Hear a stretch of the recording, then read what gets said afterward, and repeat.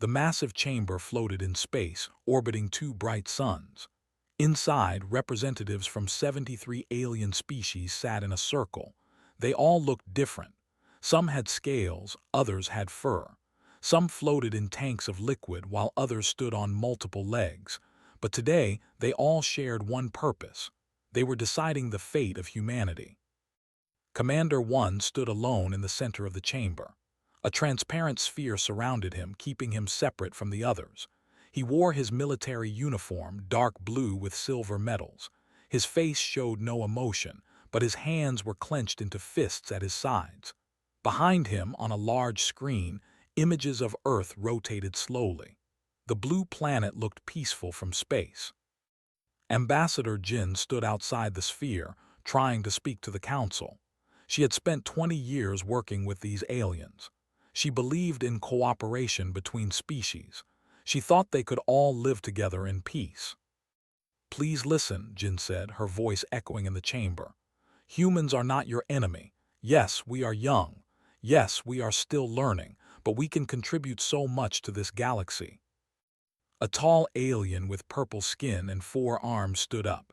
His name was impossible for humans to pronounce, so they called him the Speaker. His voice was cold and sharp. "You speak of contribution," he said, "but we see only danger. In 50 years, humans spread from one planet to 15 colonies. You multiply faster than any species we have seen. You compete for resources. You develop weapons. You even created faster-than-light travel without our help." That last point made many aliens shift nervously. The Council controlled FTL technology. They decided who could travel between stars and who could not, but humans had figured it out on their own. Chief Scientist Bin stepped forward. She was a small woman with gray hair and tired eyes. She had spent her entire life working on the FTL drive. "We shared our discovery with you," Bin said. "We came to the Council openly. We wanted to join you, not threaten you." Another alien spoke up. This one looked like a giant insect, with shimmering wings and multiple eyes. It represented the swarm. "That is exactly why you are dangerous," the insect creature buzzed. "You advance too quickly. In another 100 years, what will you become? In 1,000? No species has ever developed so fast. You are unpredictable." The debate continued for hours. Jin showed them human art, music, and literature. She talked about human compassion and creativity. She mentioned the programs humans had started to help other species. She begged them to see the good in humanity. But the aliens had already made up their minds. Finally, the vote came. 73 species would decide. The results appeared on screens throughout the chamber. 58 voted for containment. Only 15 voted to let humans remain free. The speaker stood again. "The Galactic Council has decided. Humanity poses an unacceptable risk to galactic stability. Therefore, we will implement the following measures. Earth and its moon will be surrounded by an energy barrier. No one can enter. No one can leave. This barrier will remain in place indefinitely." One's face finally changed. His eyes went wide. "You are imprisoning 12 billion people," he said. His voice was quiet but filled with rage. "We are protecting the galaxy," the speaker replied. "Additionally, all human colonies outside Earth must be evacuated and sterilized." "Sterilized?" Jin gasped. "You mean destroyed?" "We mean cleansed," another alien said. "We will give humans on the colonies 30 days to return to Earth. After that, the colonies will be eliminated." On the screen behind them, messages started coming in. Captain Dongmin's face appeared. He was young, barely 30 years old. He commanded a colony ship near Mars. "We are seeing Council warships approaching Mars colony," Dongmin reported. His voice was shaking. "They are not responding to our communications. They are charging weapons." Jin turned to the Council. "You said 30 days. "For evacuation," the speaker said calmly. "But military installations must be neutralized immediately." More screens appeared. Each showed a different human colony. Each showed Council warships arriving. The colonies had small defense forces, but nothing that could fight the Council's military. One watched as the Mars colony shields failed. He watched as energy weapons tore through the habitat domes. 30,000 people lived on Mars. Most were families, scientists, teachers, children. "You are monsters," one said quietly. "We are survivors," the speaker replied. "We have seen species like yours before. They always become dangerous. We learned to act early." Within 2 hours, 5 colonies were destroyed. Messages poured in from other colonies. People were panicking. Ships tried to flee, but Council warships blocked every route. Only ships heading back to Earth were allowed to pass. One knew what was happening. The Council was not just containing humanity. They were sending a message. They were showing their power. Bin was crying silently. She had friends on the colonies. Her sister lived on Europa Station with her 2 children. Finally, one was allowed to send one last message to Earth. He stood in the sphere, looking directly at the camera. His voice was steady and clear. "To all humans listening, the Council has declared us too dangerous to exist freely. They are trapping us behind a barrier. They are destroying our colonies. They believe this will stop us." He paused and something changed in his eyes. The rage turned into something colder, something harder.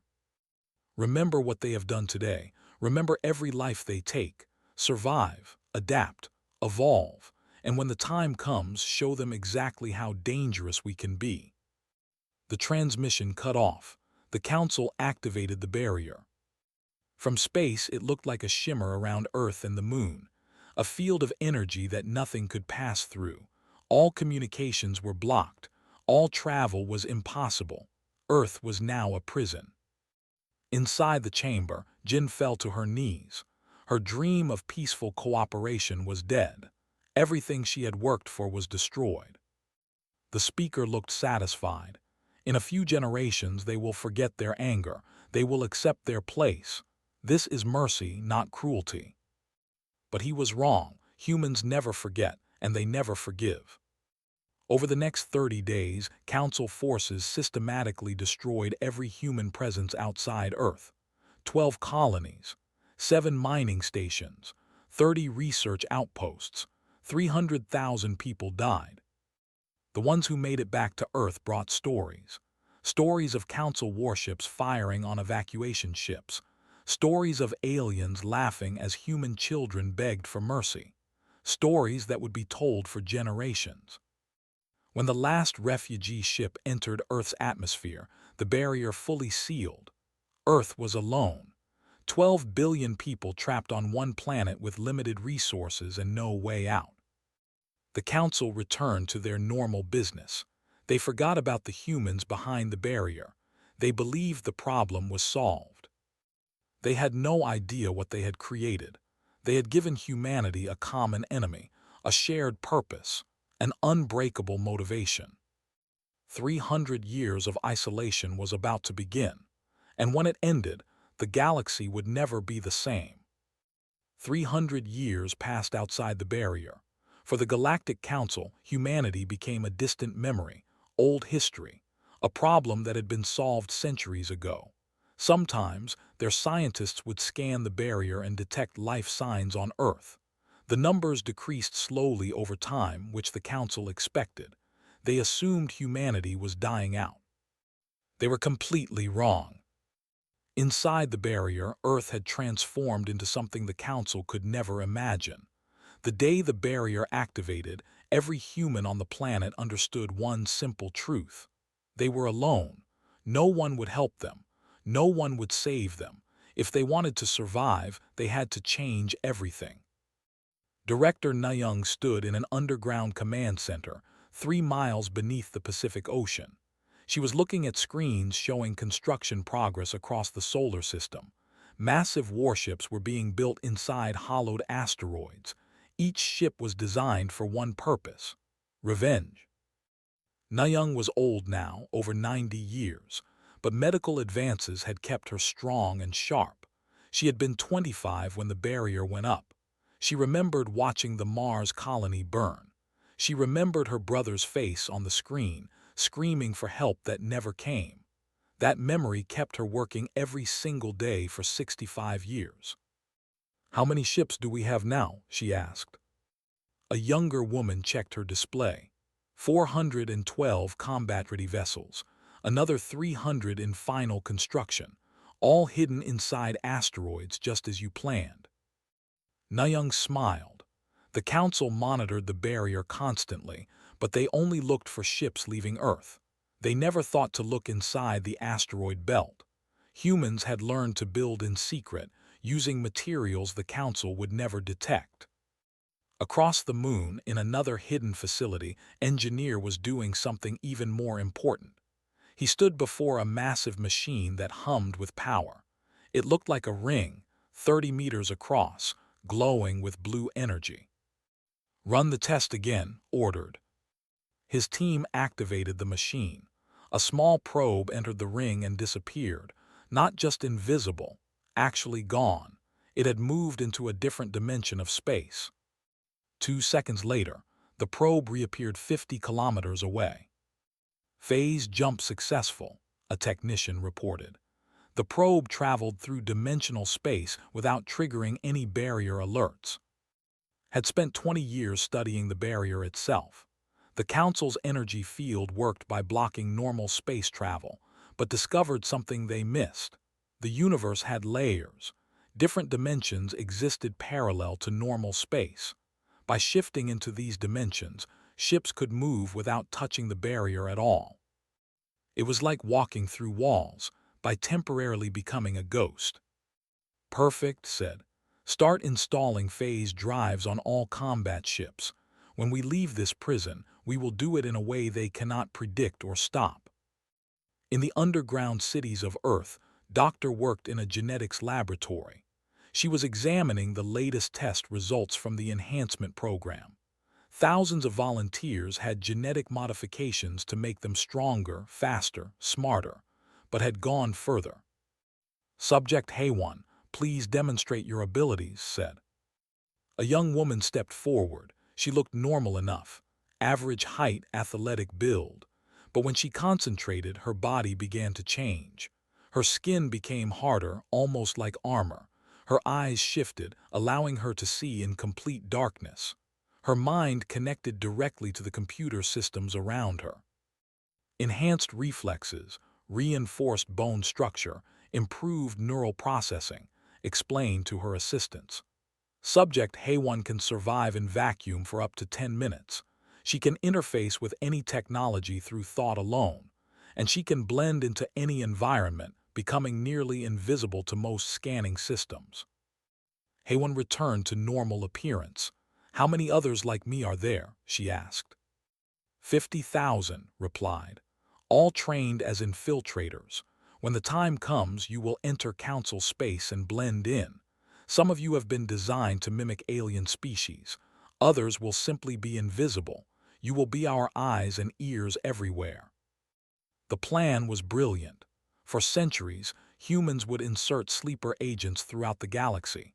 No one would know they were there.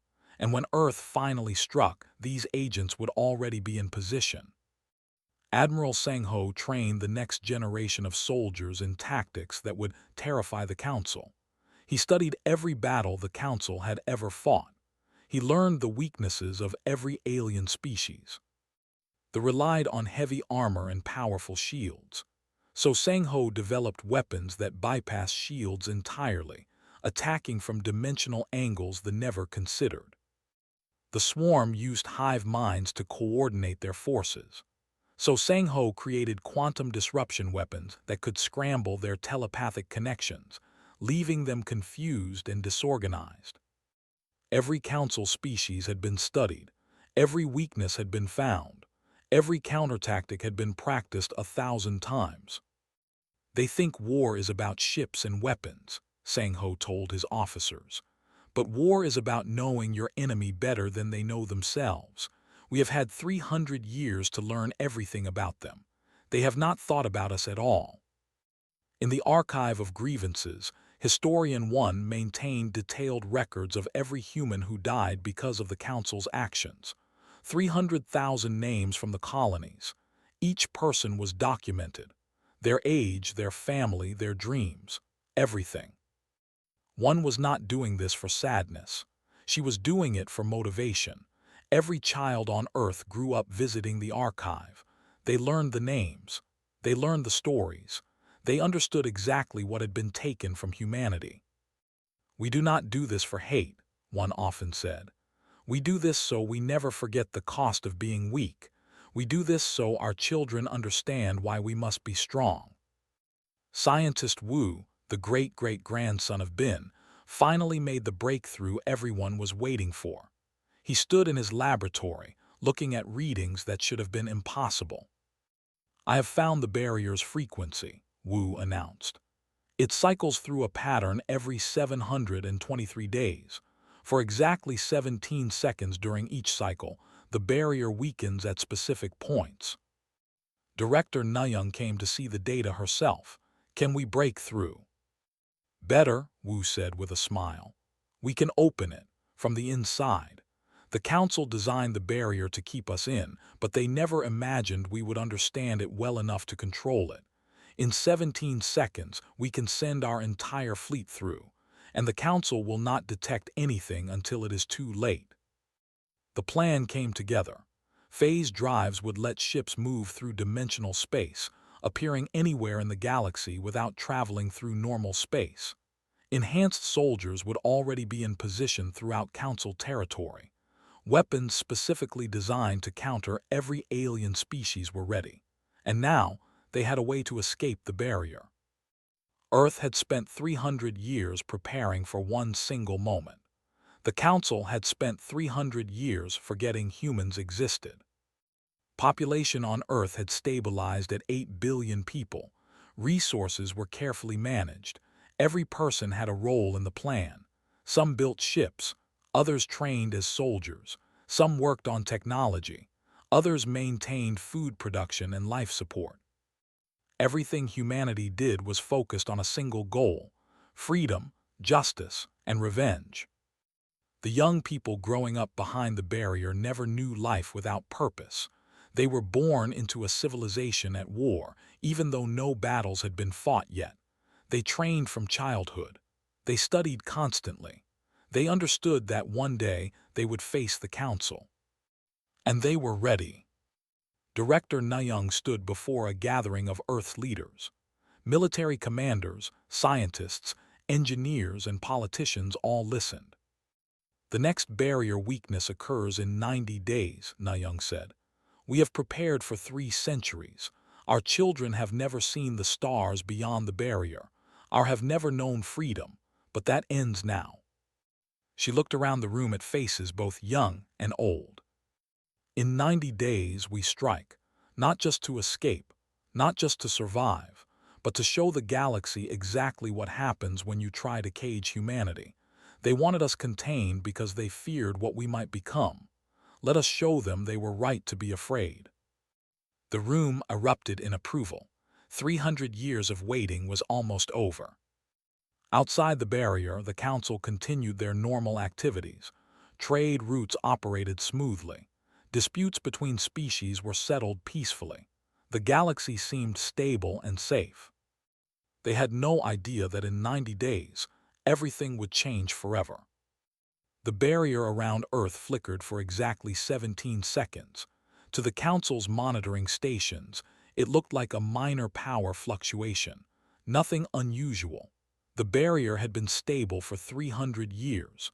Small variations happened all the time.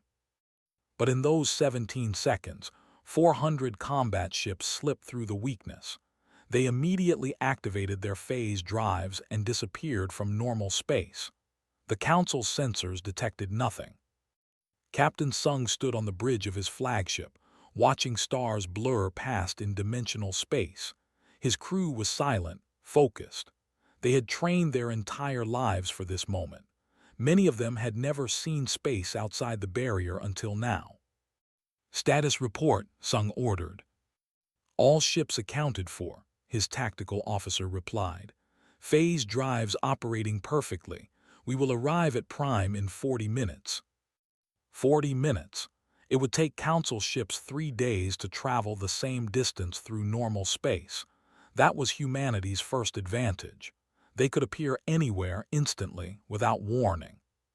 Sung looked at the image of Prime on his screen. The purple planet was home to 15 billion. Their civilization was old and proud. They had led the vote to imprison humanity. The speaker who delivered the verdict 300 years ago was long dead, but his descendants still ruled the planet. Remember the mission parameters, Sung told his crew. We target military installations only.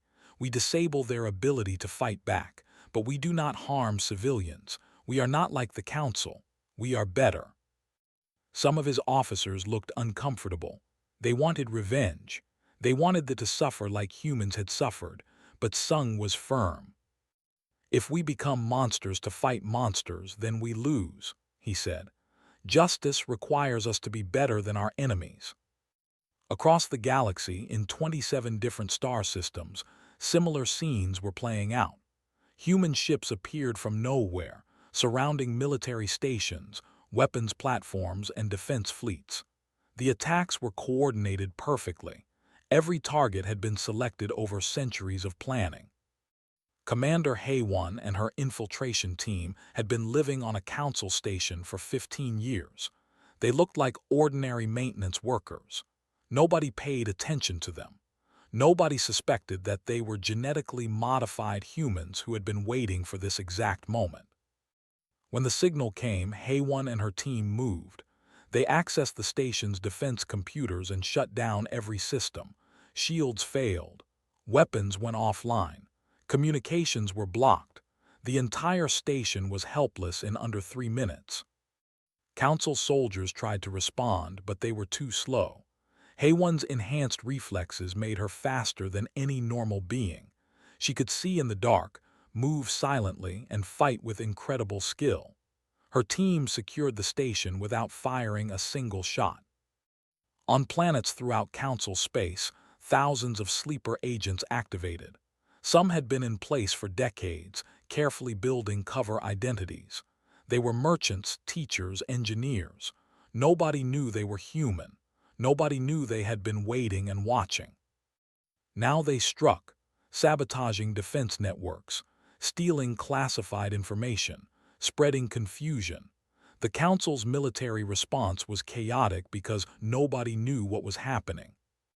Admiral Sang-ho led the main battle fleet toward the swarm's territory. The swarm was dangerous because their hive minds could coordinate millions of ships perfectly. But Sang-ho had studied them for his entire career.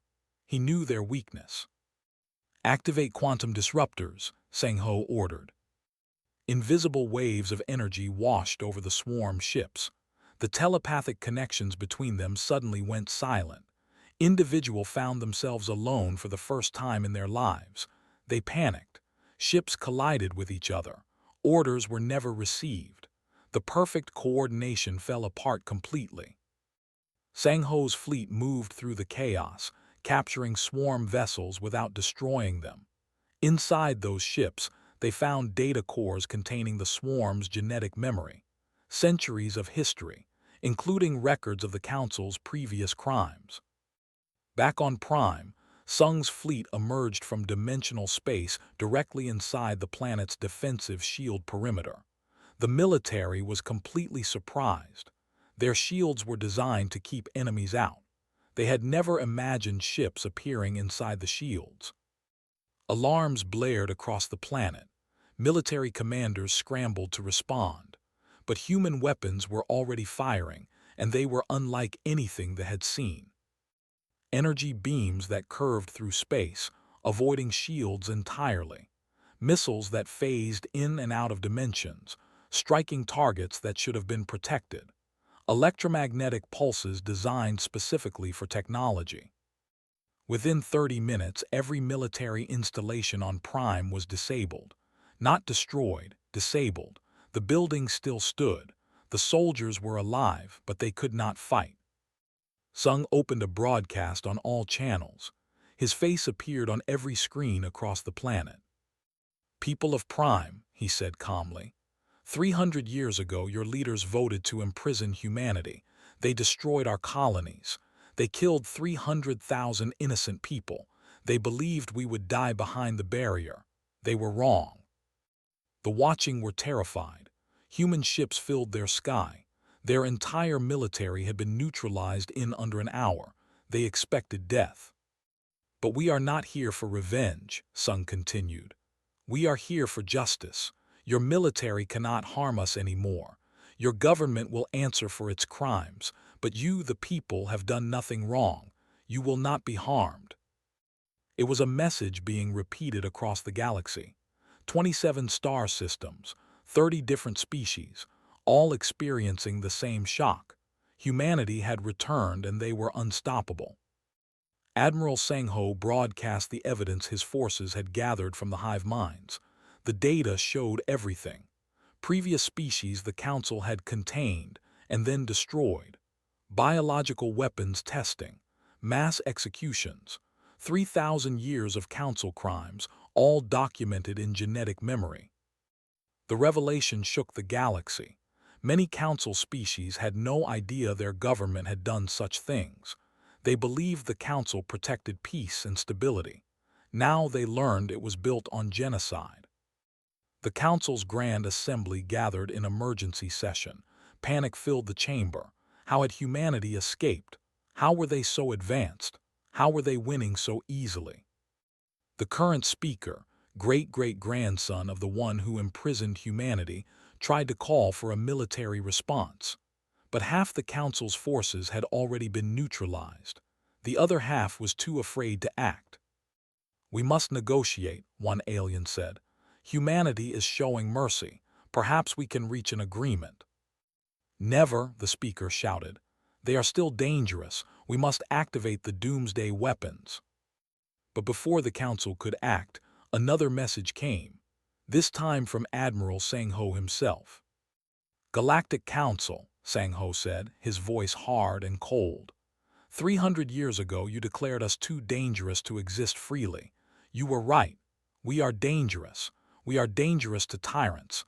We are dangerous to murderers. We are dangerous to anyone who thinks they can cage innocent people and face no consequences." He paused, letting his words sink in. "But we are not monsters. We have disabled your military across 30 star systems. We could have destroyed everything. We could have killed billions, but we chose not to, because unlike you, we value life, even the lives of our enemies."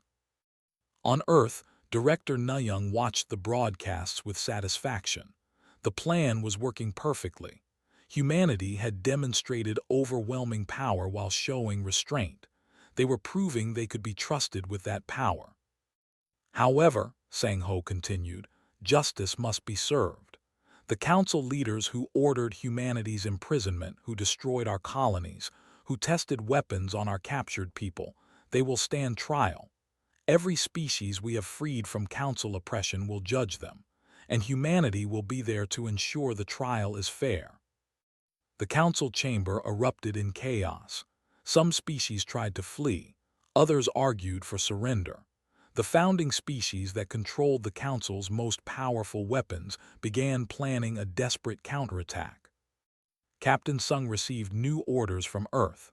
"All fleets converge on the Council's central station. We end this now." 700 human warships began moving toward the galaxy's political center. The Council had thousands of ships stationed there for defense, but after watching what happened to their forces elsewhere, many of those ships simply surrendered without fighting. The galaxy held its breath. For 300 years, the Council had maintained peace through power. Now a new power had emerged, a power born from injustice and isolation, a power that had spent centuries learning, growing, and preparing. In her underground command center, Nuyung allowed herself a small smile. The first phase was complete. Humanity had shown the galaxy they could not be contained. They had proven their strength. Now came the harder part, proving they deserved to be free, proving they could build something better than the Council, proving that 300 years of suffering had taught them wisdom, not just rage. The war was not over. The Council still had weapons, they still had allies, and they were becoming desperate. But humanity had already won the most important battle. They had shown the galaxy that caging them was the Council's biggest mistake. Because when humanity emerged, they did not emerge as victims. They emerged as the galaxy's new hope. The galaxy was splitting apart.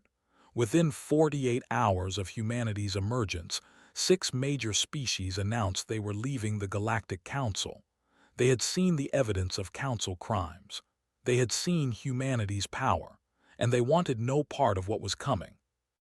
The Marathi Union was first. Their ambassador broadcast a message across all channels. "For centuries, we believed the Council protected us," the ambassador said. "Now we know they only protected themselves.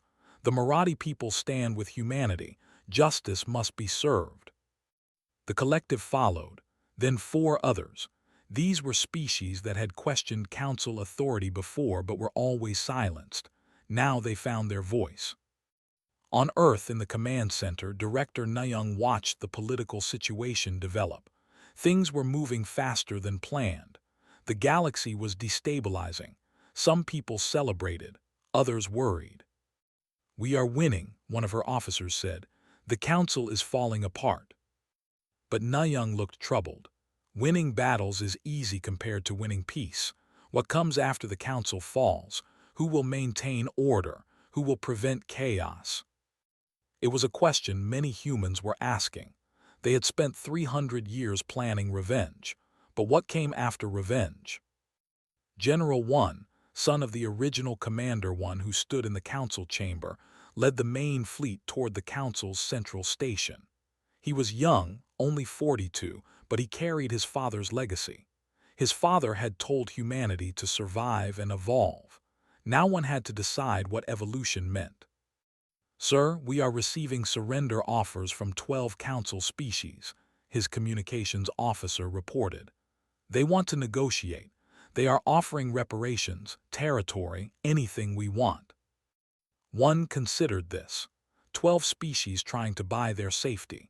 They probably had not voted for humanity's imprisonment 300 years ago. They were just followers, going along with the majority.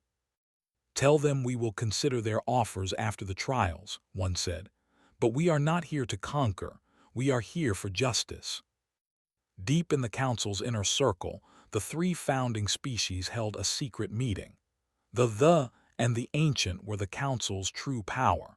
They had created the galactic government 2,000 years ago. They had controlled everything since then. Now they were losing that control, and they would not accept it. "We have no choice," the elder said. Its voice was like grinding stones. "We must use the final option." The final option was a weapon the Council had built centuries ago. A device that could sterilize entire sectors of space, destroying all life on every planet within range. It was designed as the ultimate deterrent. If the Council ever faced defeat, they would destroy everything rather than surrender power. "If we use that weapon, billions will die," the Queen warned. "They will die anyway," the speaker argued. "Humanity will put us on trial. They will execute us for our crimes. Better to take them with us. Better to show the galaxy that the Council cannot be challenged."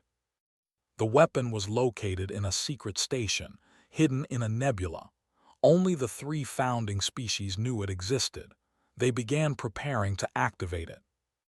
The target was obvious: Earth. On a liberated Council station, Resistance Leader 1 was going through captured files. She had spent decades maintaining the archive of grievances on Earth.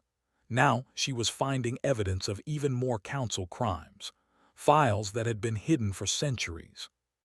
"Director Nayung," one called over the communication link, "you need to see this. I found records of biological experiments. The Council captured human colonists before destroying the colonies. They kept them alive. They tested weapons on them, chemical agents, viruses, everything." Nayung felt sick. How many? Thousands, men, women, children. The experiments lasted for decades. The council wanted to study human biology, find weaknesses. Some of the subjects died quickly, others suffered for years. The news spread quickly through the human fleet. Soldiers who had been restraining themselves became angry.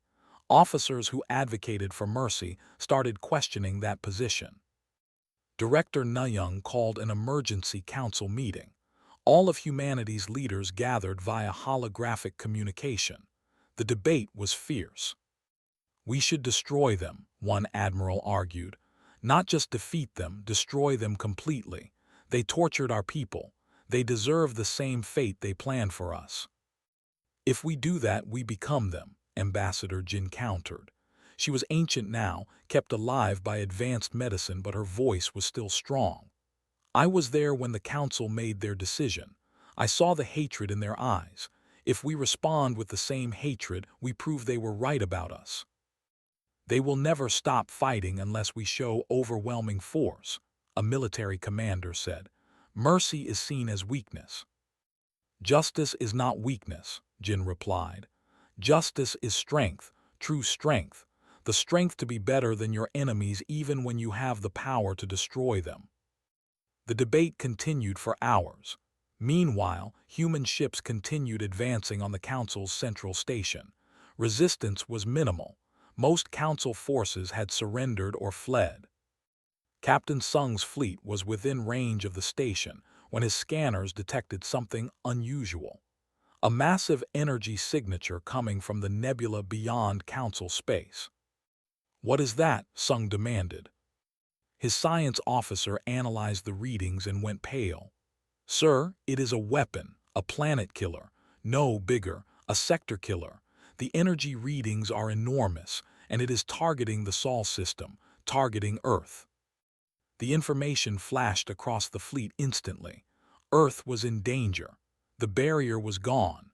The planet was vulnerable, and something was about to fire a weapon that could destroy everything in the entire solar system. "How long until it fires?" Sung asked, his voice deadly calm. 17 minutes. 17 minutes. The same amount of time they had to escape through the barrier. Now it was the amount of time they had to save everything they loved. Admiral Sang-ho received the same information. "All ships, new priority target, coordinates transmitted, maximum speed. We need to reach that weapon before it fires." But it was too far. Even with phase drives, the fleet could not reach the weapon in time. They were going to watch Earth die. Back on Earth, billions of people received the warning. They could not run, they could not hide. The barrier was gone, they had nowhere to go. Director Nuyung stood in the command center, watching the countdown. 15 minutes. She thought about everything humanity had accomplished. 300 years of preparation, days of victory, and now it would all end because they had not anticipated the Council's desperation. Engineer was in his laboratory when he saw the alert, the weapon's energy signature. He studied it carefully. There was something familiar about it. "Wait," said suddenly. "That weapon, it uses dimensional energy manipulation, the same technology as the barrier, the same technology as our phase drives." He started calculating rapidly. If the weapon used dimensional technology, then maybe, just maybe, it could be affected by the same techniques they used to control the barrier. "Get me a channel to the fleet," ordered. "I have an idea, but it is extremely dangerous." Captain Sung listened to his plan. It was insane. It required someone to phase jump directly into the weapon's core while it was powering up. The energy would be unstable. The person doing it would likely die. "I will do it," Commander Haewon volunteered immediately. She was one of the enhanced humans. If anyone could survive the attempt, it would be her. "You will need help," several other voices said. A dozen enhanced humans volunteered to join her. 9 minutes remaining. Haewon and her team transferred to a small, fast ship. It had a single-use phase drive powerful enough to jump directly into the weapons station. They would appear inside the defenses, inside the danger zone. If we can reverse the weapon's polarity, explained, it will create a barrier instead of an explosion, a permanent barrier around the weapon itself, trapping whoever is inside. 7 minutes remaining. The small ship jumped. 1 second they were with the fleet. The next second they were inside the weapon station, alarms screaming, energy crackling around them. The speaker was standing at the weapons control panel. He looked shocked when humans appeared out of nowhere. "Impossible," he whispered. Heyone did not waste time talking. She moved faster than the speaker could track, knocking him away from the controls. Her team secured the room in seconds. 5 minutes remaining. "The controls are locked," one of her teammates reported. "We cannot shut it down. It will fire automatically." "Then we do not shut it down," Heyone said. She connected her mind directly to the weapon's computer system, using her enhanced abilities.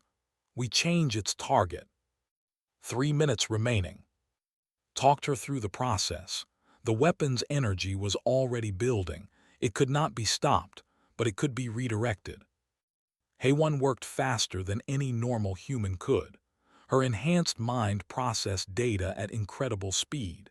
She found the weapon's targeting system. She found the polarity controls.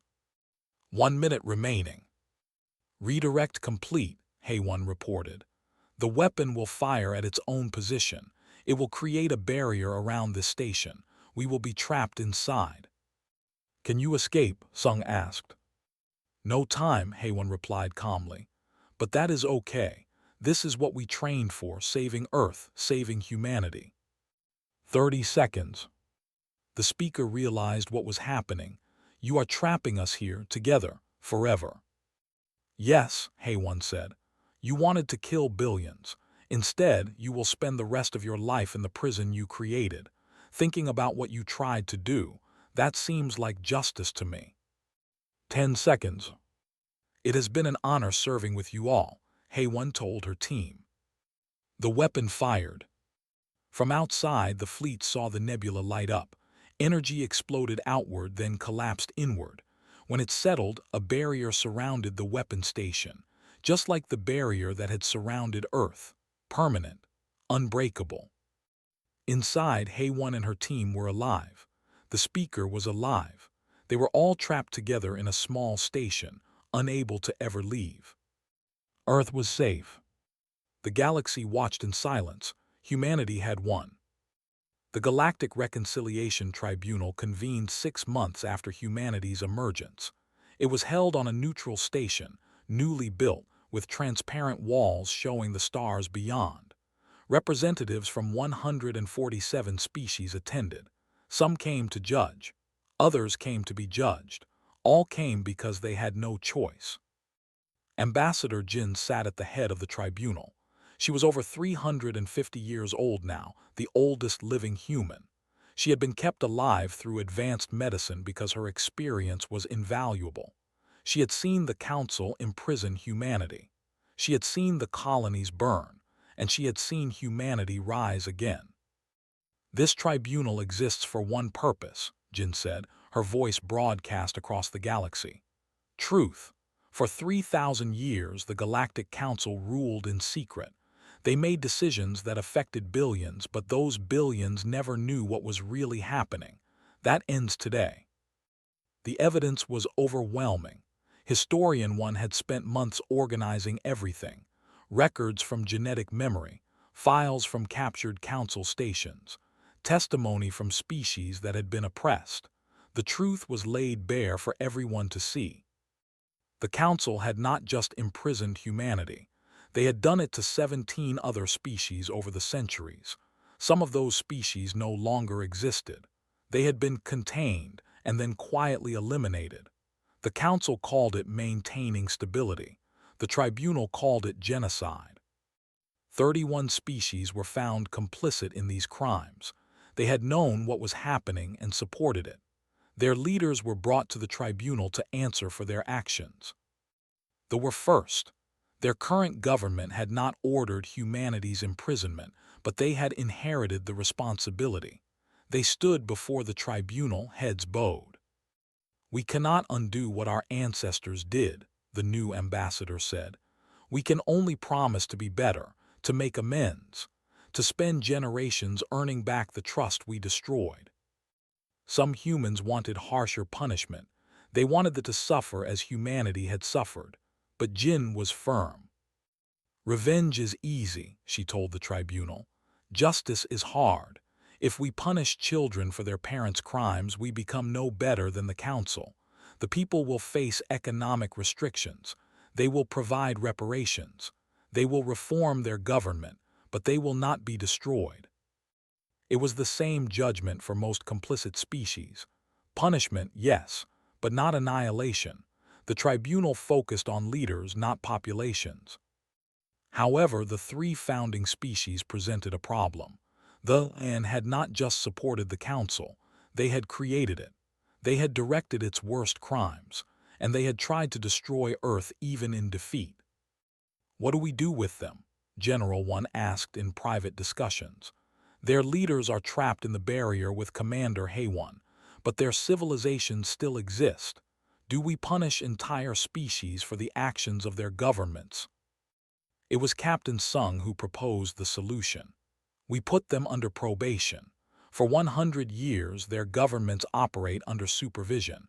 They cannot maintain offensive military forces. They cannot make treaties without approval. They must prove they can be trusted." "And if they refuse?" someone asked. "Then they choose isolation," Sung replied. "We do not destroy them, but we do not allow them to threaten others either. The choice is theirs." The three species agreed to probation. They had no real alternative. Their military power was broken. Their credibility was destroyed. They would spend a century rebuilding their reputation. Meanwhile, inside the barrier around the weapon station, Commander Hay-One and her team adapted to their new life. The station had life support, food production, and living quarters. They would never leave, but they would survive. The speaker who had tried to destroy Earth was there too. At first, he refused to speak to his human captors. He spent days in silence, staring at the barrier that surrounded them.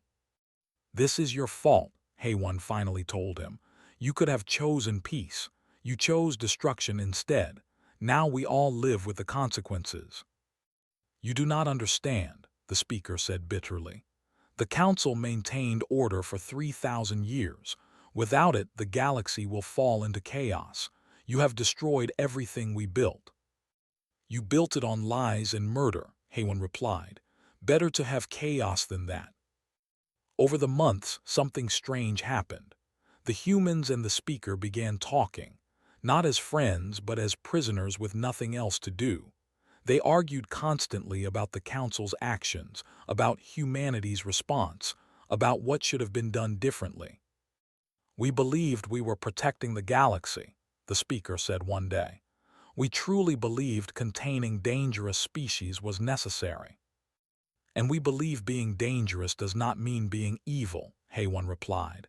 "Yes, humans are aggressive. Yes, we expand rapidly. But we also create beautiful things. We help others. We learn and grow. You never gave us a chance to prove we could be trusted." "Perhaps," the speaker admitted quietly, "perhaps we were wrong." It was not forgiveness. It would never be forgiveness. But it was understanding, and understanding was a start. Outside the barrier, the galaxy was changing. The Galactic Council was dissolved. In its place, the Free Federation was established. It worked differently than the Council. Every species governed itself. No central authority controlled trade, travel, or technology. Instead, there were agreements, treaties, cooperation by choice, not by force. Admiral Sang-Ho was asked to lead the Federation's peacekeeping force. He accepted reluctantly. "I am a warrior," he told the Federation Assembly. "I know how to fight, but keeping peace is different than winning wars." "That is exactly why we need you," a Marathi delegate said. "You understand the cost of war. You will only use force when absolutely necessary." The peacekeeping force was small by design, 50 ships from multiple species. Their job was not to conquer or control. Their job was to protect those who could not protect themselves and to enforce the treaties that prevented aggression. On Earth, the population began to change. For 300 years, every person had focused on preparation for conflict. Now they had to learn peace again. Young people like Pilot Min and Medic Dong represented a new generation. They had trained as soldiers but never wanted to fight. They wanted to explore, to build, to create. "We spent 3 centuries learning how to destroy," Min said at a public gathering. "Now we need to spend 3 centuries learning how to build." Director Nayoung, now over 95, agreed. She stepped down from her position and spent her remaining years teaching history. She wanted young people to remember why humanity fought, but also to understand that fighting should always be the last option. The Archive of Grievances was renamed the Museum of Memory. The 300,000 names remained, but new sections were added. Sections about reconciliation, about species working together, about the future instead of just the past. Ambassador Jin lived to see the first mixed-species exploration fleet launch. Ships crewed by humans, Marathi, and others who wanted to explore unknown space together.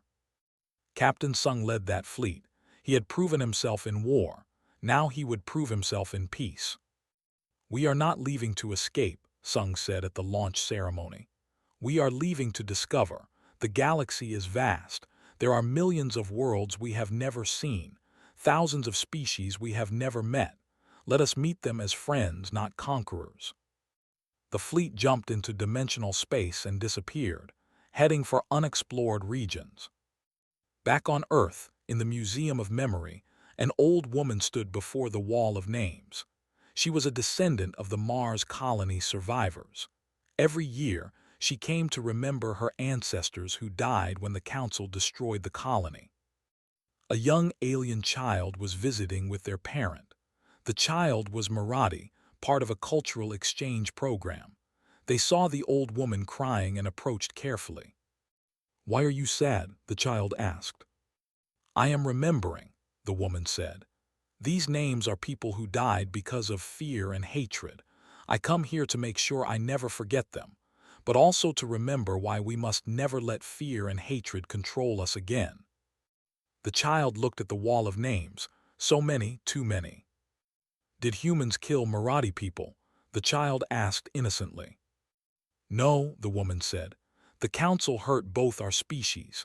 That is why we work together now, so it never happens again." The parent and the old woman smiled at each other. Different species, former enemies, now friends. 5 years after humanity's emergence, the Federation held its first anniversary celebration.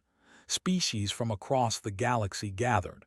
There were still problems: trade disputes, border disagreements, cultural misunderstandings. But these problems were solved through talking, not fighting, through compromise, not conquest. General One gave a speech at the celebration. He spoke about his father, the original Commander One who had told humanity to survive and evolve. "My father wanted us to become stronger," One said. "We did, but not just physically, not just technologically. We became stronger in our values. We learned that true strength is knowing when not to use your power. We learned that victory means nothing if you lose yourself to achieve it." He looked around at the assembled species. The Council believed humanity was too dangerous to exist freely. They were right that we are dangerous, but wrong about what that means. We are dangerous to tyranny. We are dangerous to oppression. We are dangerous to anyone who thinks might makes right, and we will remain dangerous in that way forever. The crowd cheered, not just humans, all species, because they understood now. Humanity had not conquered the galaxy, they had freed it. In her final recorded message before she died, Ambassador Jin spoke to future generations. "We lived through darkness," she said. 300 years trapped, isolated, angry. We could have let that darkness consume us. We could have become the monsters the Council feared. But we chose differently. We chose to be better." Her image smiled, tired but satisfied. The council never saw it coming. But then again, they never bothered to truly see us at all. They saw humans as dangerous. They did not see us as people. That was their mistake, and their mistake freed the galaxy. She paused, looking directly at the camera at the future. Remember what we endured. Remember why we fought. But most importantly, remember why we stopped fighting. Because revenge is temporary, but justice, real justice, lasts forever. The recording ended. Ambassador Jin died peacefully that night, surrounded by friends from a dozen different species. The galaxy mourned, not just humans, everyone, because she represented something important. The idea that suffering can make you stronger without making you cruel, that you can fight for what is right without becoming evil yourself. Commander Haywon, still trapped in the barrier, heard about Jin's death. She stood at the window, looking at stars she would never reach, and saluted. "We did it, Ambassador," Haywon whispered. "We won, not just the war, but the peace that came after. That is the real victory." Behind her, even the speaker bowed his head in respect. The galaxy would never be perfect. There would always be conflicts, disagreements, and problems. But it was better now, freer, more just. And it was all because humanity, when given the choice between revenge and justice, chose justice. The Council had been right to fear humanity, but they had feared the wrong thing. They feared human aggression. They should have feared human ideals. Because humanity's total revenge was not destruction, it was proving the Council wrong. It was building something better than what the Council had created. It was showing the galaxy that strength and compassion could exist together. Earth's total revenge was freedom, for everyone. And the Galactic Council never saw it coming.